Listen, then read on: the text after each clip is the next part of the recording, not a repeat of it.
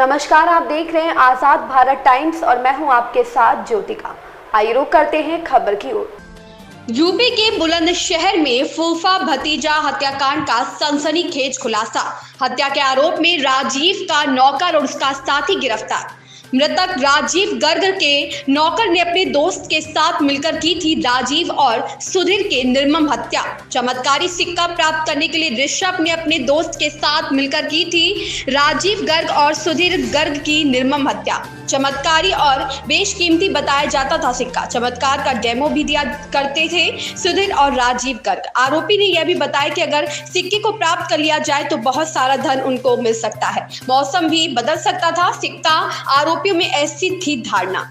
SSP के मुताबिक आरोपी ऋषभ के राजीव गर्ग पर थे 50,000 रुपए। ऋषभ को 6 माह की सैलरी नहीं मिली थी। 1 अप्रैल को राजीव गर्ग और सुधीर गर्ग को कोतवाली देहात क्षेत्र में चाकू से गोद कर दी गई थी हत्या। संवाददाता आबिद अली की रिपोर्ट।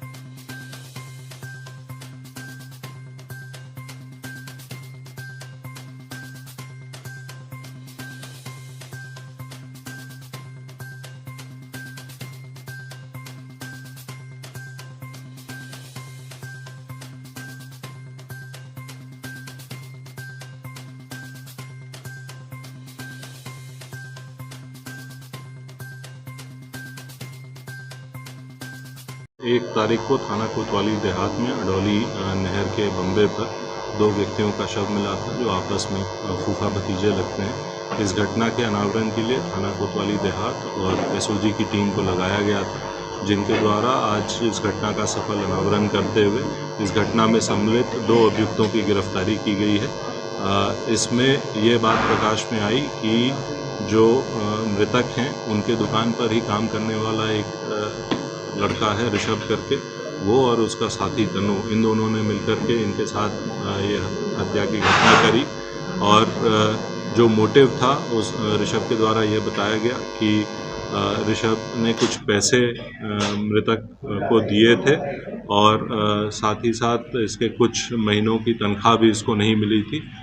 इस बात को लेकर के इनके बीच कहासुनी हुई थी, जिसके चलते ये काफ़ी क्षुब्ध था।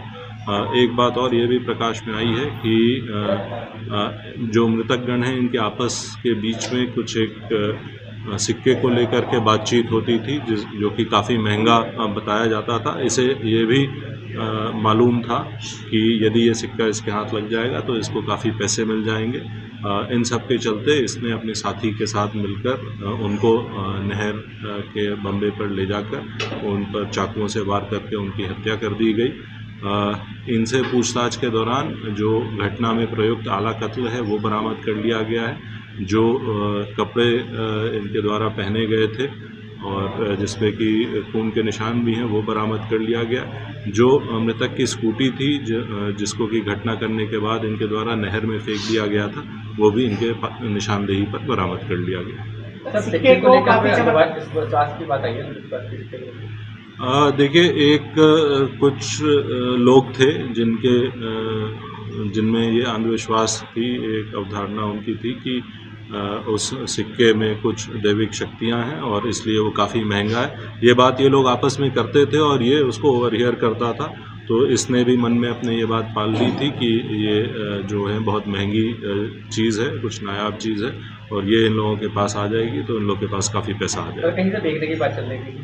जो इससे संबंधित एक ग्रुप है जो कि इसमें विश्वास रखता है, उनके कुछ लोग थे जो कि इसको बेचने की भी बात कर रहे थे और इंडिया ही नहीं, इंडिया के बाहर के ग्राहकों से भी बात कर रहे थे। इस खबर में बस इतना ही। बने रहिए आज़ाद भारत टाइम्स के साथ।